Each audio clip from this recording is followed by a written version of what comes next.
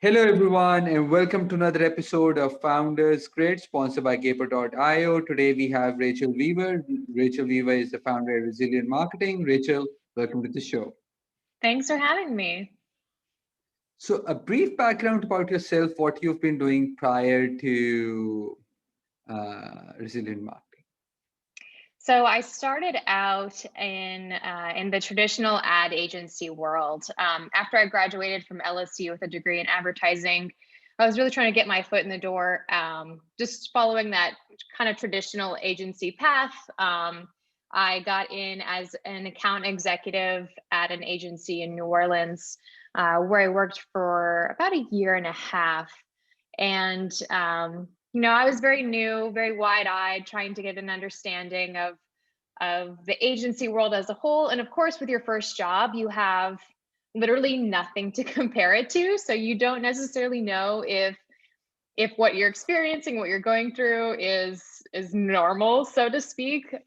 So I wasn't very happy there, and I was kind of open to other opportunities. And um, a headhunter had reached out to me on LinkedIn about a job in Knoxville, Tennessee, which is where I'm at right now.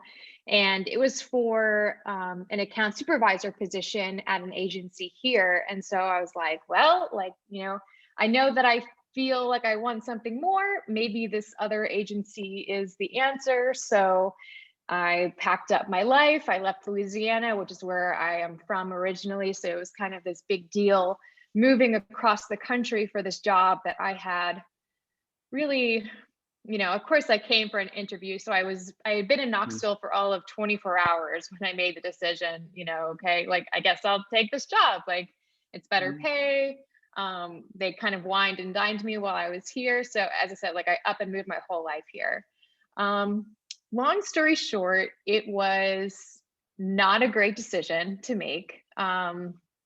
The agency had a lot of growing pains at the time. They were expanding very rapidly, and there were very few processes in place, and also very little effort to put processes in place. It's not like they were trying and it was failing. It was just kind of like every team fend for themselves. So shared resources became a huge pain point. I had been slipping some designers like $20 bills to focus on my work because there was no process to get all of this work in the agency and out the door. But we were still winning new business like crazy. So it was just this complete chaos. People wouldn't take lunches. People were staying ridiculous hours. It was kind of this, unfortunately, glorified agency vision of work life where there is absolutely no work-life balance in the slightest. And I was there for another year and a half, and after going home in tears on multiple occasions, I was kind of just like, there has to be another way to do this job. There has to be a way that I can do advertising and do marketing and not suffer like this. There's got to be an answer here. This can't be normal.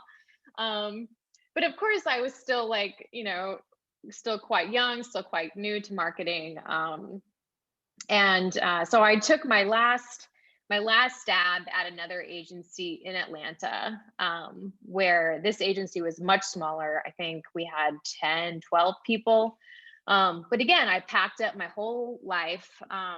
I moved to Atlanta, and I lasted there for about 4 months. And I kind of had this exact same epiphany where I was just like, this is just continuing to pick up my life and move for these jobs is not what I want. And especially since I had actually really completely fallen in love with Knoxville when I moved here. So much so that actually my parents have moved up a couple months ago because they've been coming to visit me, and they fell in love with Smoky Mountains and East Tennessee, and we just really like it here. So after that, stint in Atlanta, and I was like, actually, I want to stay in Knoxville. And then I was like, I have to figure out a way to live where I want and to do the job that I'm good at. So thus, I decided to form my own business, and so I created Resilient Marketing. And this all started happening right around the time of COVID. So beginning a business at the beginning of a pandemic is, you know, quite an It is experience. not. So, so let's uh, trying to make it much more relevant towards today's time. Starting a business just before COVID, how were you able to cope up with it, and you know, how has the trajectory been so far? it's been very positive. Like it's actually gone better than I expected it to. It was kind of one of those things where I was just like, I don't have anything to lose. So like I might as well give this a shot and see how it goes. Through my experience with agencies, uh, from both New Orleans and here in Knoxville, and just being involved in the community, I've been able to network and make a lot of great contacts here.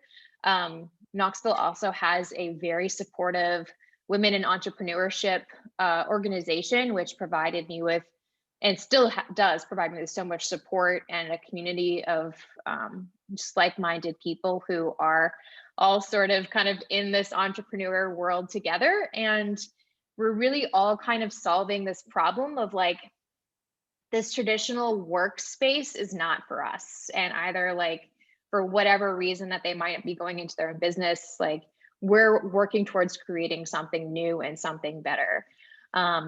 So I started kind of putting my feelers out there with a lot of agency people who I know are also not super happy with their jobs, and asking if they want to do any freelancing and any sort of moonlighting and helping me with my work. So that's kind of how I grew my proverbial team, so to speak, my super duper like go-to tight knit freelancers that I know what they're good at. I know their work schedules. Like I know what they want to do more of, even if it's not what they have experience in at the moment.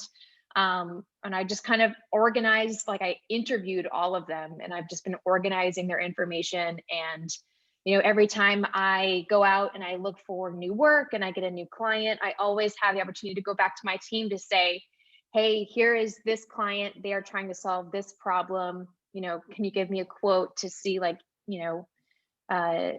how much this would cost to work on? And the second question is, do you actually want this project? And they have the opportunity to say no, and that's totally fine. That is their prerogative as their own entity with autonomy to say no, I don't want to work on that, and that's totally fine. And then I go to the next freelancer and ask them.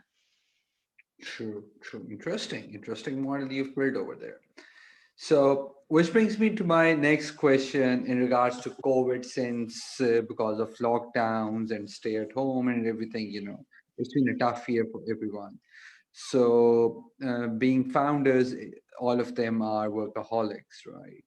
Then, eventually, somewhere around July, August, everyone started discussing about mental health and the burnouts, right? So, how have you been able to cope up with that? Do you want to share some insights onto that? Yeah.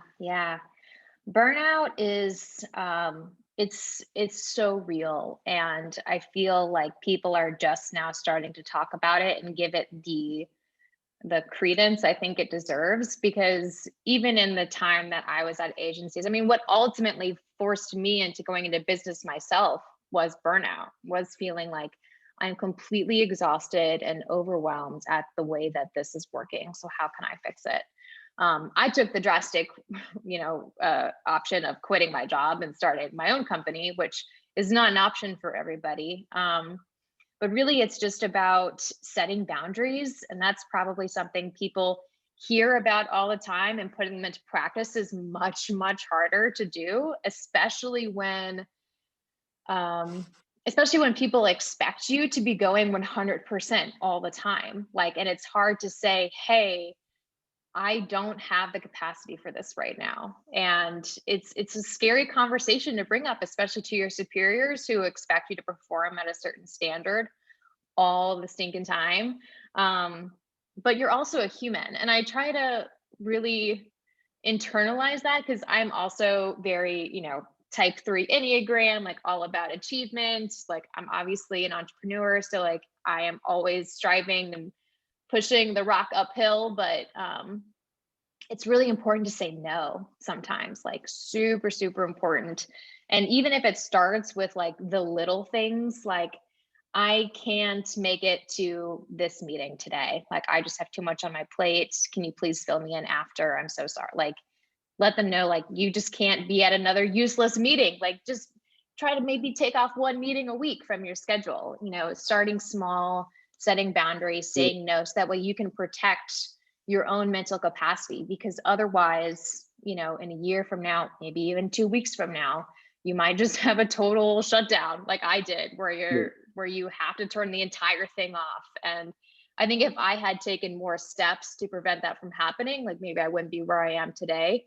um but I do think everything happens for a reason, and I am where I should be. But yeah, I think it's protecting, like, because you have to fight for yourself because no one else will.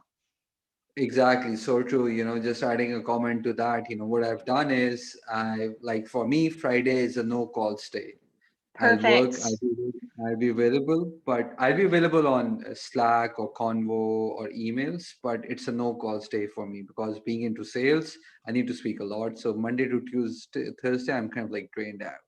Yeah, I So, love that. okay, last question. W- What daily three activities do you do that kind of like help you be super productive? Yoga, meditate, or nothing at all? Yeah. So I am, as much as I would love to have a better like productivity routine, I do not have one. And I think that maybe it helps me in some ways to feel like, because I think sometimes when I look at routines and like setting up these sort of habits, and you read online from, Fortune Inc. and all these places of like these entrepreneurs wake up at like 3 a.m., like take a cold shower, you know, do 2 hours of physical activity, and then like they start their day at 6 a.m. or something like that. And I always read that and I'm think like, I think that's incredible and that's wonderful if that works for them.